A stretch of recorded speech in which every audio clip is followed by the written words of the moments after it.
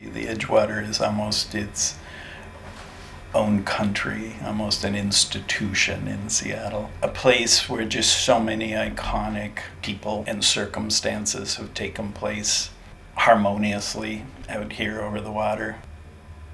God, let the stories begin. You know, the fact that the employee housing for building the Space Needle became a hotel over the water, I'm good with that.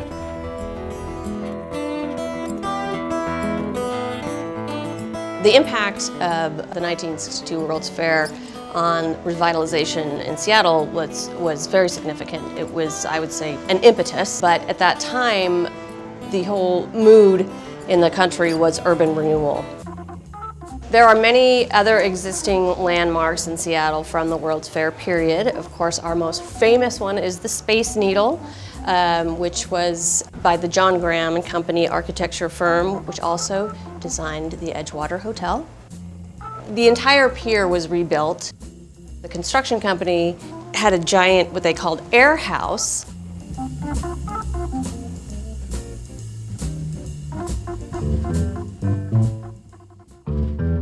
The Edgewater really is a landmark. It's all about our history. You know, it was built for the World's Fair in 1962, and just about every year since, Seattle's excitement, its highlights have all been here at the Edgewater. I mean, if you think about Seattle history, you can't forget that picture of the Beatles, so iconic. It happened here. But that story repeated itself over and over, with celebrities coming to town, people celebrating, important events happening. It was all here at the Edgewater. So in that sense, it's a landmark for the city, but I think for a lot of us, it's a landmark in our own hearts.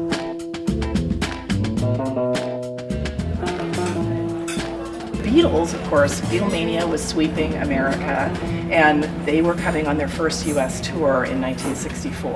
And Seattle was really early on the tour. I think it was like the third city. And what I heard was that none of the other Seattle hotels wanted to host the Beatles because they'd been on Ed Sullivan. It was all that crazy, you know, fan mania. Nobody wanted to deal with that. And Edgewater said, sure, we'd love to host you. The Edgewater was utilized for the amazing concert that the Beatles had here in Seattle in '64.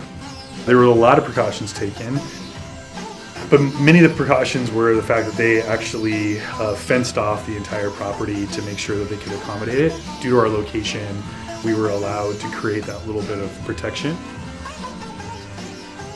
People were trying to climb over the fences. They rowed boats across Elliott Bay to try to see a glimpse of the Beatles.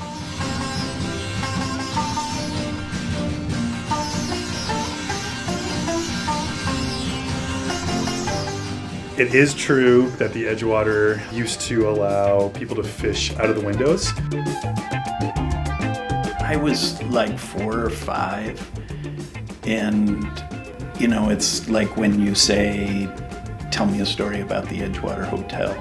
You know, the story you don't want to tell is that your parents knew the bartenders and would come here drinking and leave us kids in the parking lot. And there was a bait shop in the lobby at the time, or kind of like a little tackle shop. So we had rummaged around under the car seat and found all kinds of change and went in there, bought like this drop line. It was a little square thing with line wrapped around it each way. And then went out to the pilings out here and tried to hook crabs off the pilings. And of course, you know, my mother and father come back to the car and the car smells like seafood.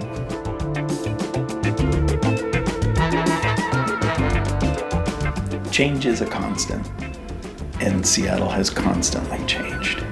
You know, this was just a place. It was an elegant place out over the water, and I think epitomized much of what Seattle culture was in the 60s at that time, and has just carried on over time. People were coming, they were discovering Seattle. That period of the early 60s was a turning point. and the Edgewater was here on day one.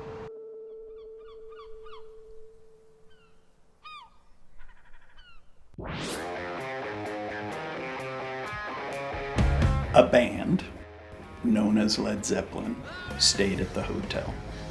Lots of bad behavior. I think that was just a given with certain bands in the era.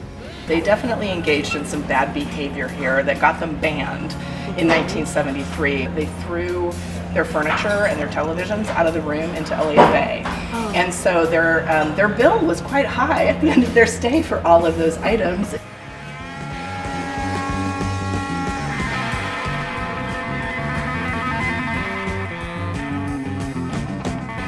It was the heyday of the Edgewater Hotel.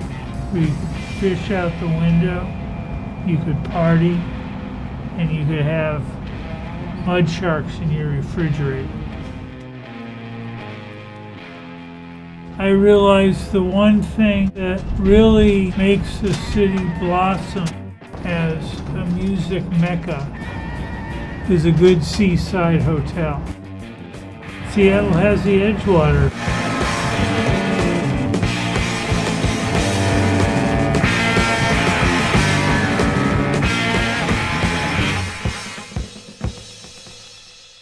The city has a couple of landmarks that are notable because of the grunge scene, as for want of a better way of putting it. One is the Soundgarden installation. The other rock mecca is the Edgewater.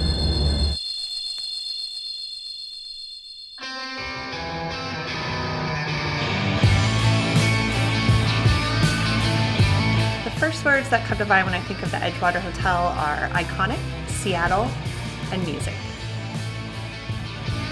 We really just represent what it means to be a Seattleite and what it means to live in the Pacific Northwest, and I absolutely think that shines through in our service and the amenities that we have here on property.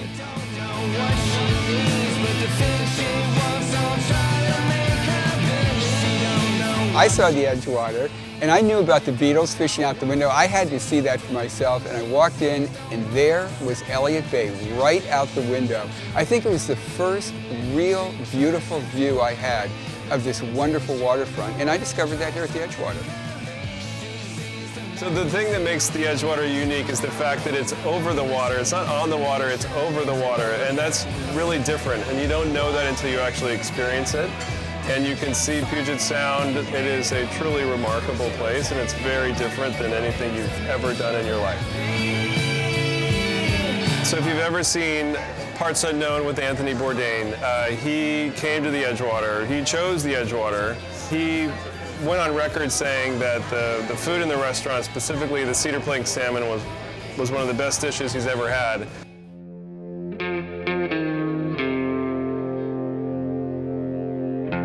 Some of the artists that have visited the Edgewater: Eurythmics, Spinal Tap, The Cure, Brian Wilson, Nick Fleetwood. So we were always looking for ways to reinvent our musical history here, and last summer we held a concert on a private ferry. Frankly, we weren't sure how it was going to turn out, but it actually was a huge hit. Johnny Mathis, Alice Cooper, Chris Christopherson, Chris Cornell, Dave Clark 5, David Bowie. I think one of the beauties of the Edgewater is that while we embrace the future with our new waterfront, with the demolition of the Alaska Way Viaduct, we preserve that which is historic and beautiful. The Edgewater Hotel represents that. We have to find that great balance, and I think that's what this hotel presents. Preserving the greatest icons and structures of the past and integrating it with the new. Dizzy Gillespie, Emmylou Harris, Frank Zappa, Iggy Pop, Jethro Tull, Jewel, Kiss, Led Zeppelin. The Edgewater is hope. Iconic. Family. Transformative. Legendary. The Edgewater is Seattle. Peering through